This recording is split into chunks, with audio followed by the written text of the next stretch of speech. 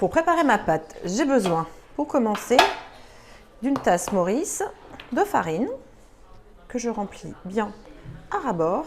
Je viens la verser dans mon bol.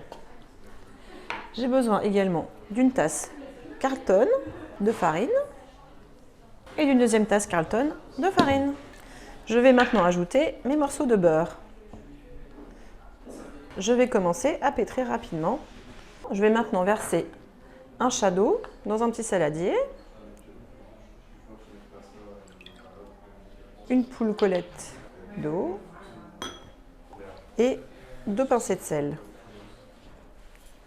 En fait, là, le but, c'est de bien dissoudre le sel avec l'eau, avec le fouet. C'est bien dissous. Maintenant, je vais verser à peu près la moitié de l'eau dans ma pâte et je vais venir pétrir, encore une fois, grossièrement. S'il reste des gros morceaux de beurre, c'est pas grave. Je viens rajouter à nouveau la suite de mon eau et je recommence à pétrir grossièrement jusqu'à former un pâton. Non, le réserver quelques instants, le temps de préparer une tasse colette de farine. Donc je procède comme précédemment et je viens fariner mon plan de travail. Je n'hésite pas à répartir avec la main.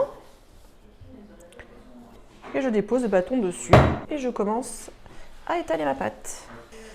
Voilà, je vais donc maintenant replier le haut vers le bas et ensuite l'autre tiers vers le haut.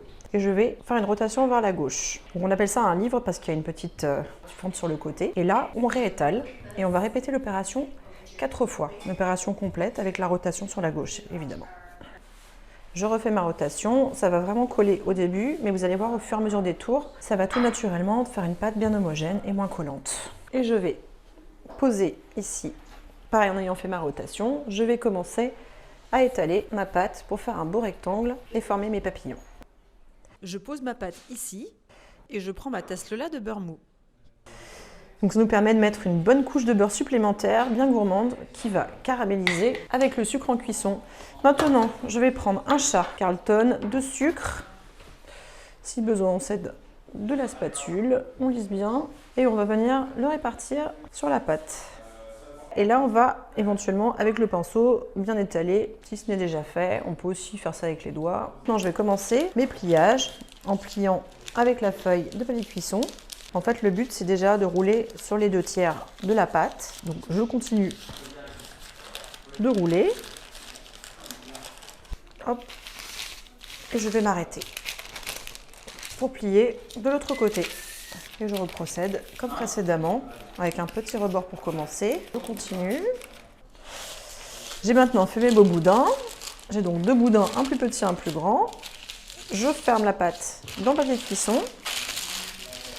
Et je vais l'emmener au congélateur pendant 30 minutes. Ma pâte est maintenant bien refroidie. Je vais venir sur mon plan de travail, je déballe.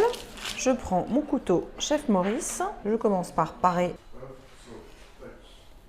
Hop. Et je viens découper mes petits boudins pour faire mes papillons. J'ai découpé mes 12 morceaux. De chaque côté, j'ai laissé à peu près la largeur d'un anneau. Je vais récupérer ces petites parures que je réserve de côté.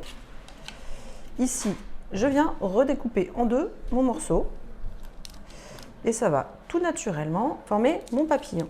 Si c'est décollé, c'est pas grave. Hop, je le pose sur le tapis. Je répète l'opération avec chacun de mes morceaux.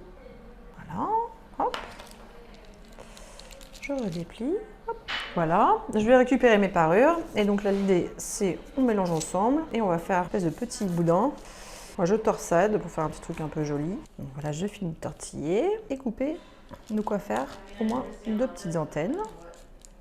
Je les prends, je rapetis un peu et je viens placer ma première antenne.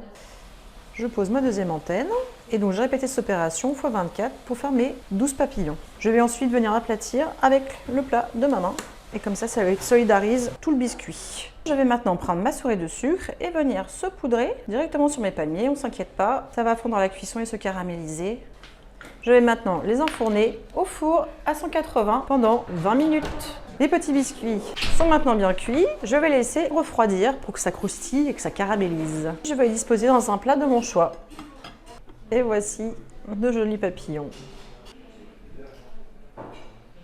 Nous allons maintenant déguster. Voilà un petit biscuit qui donne des ailes.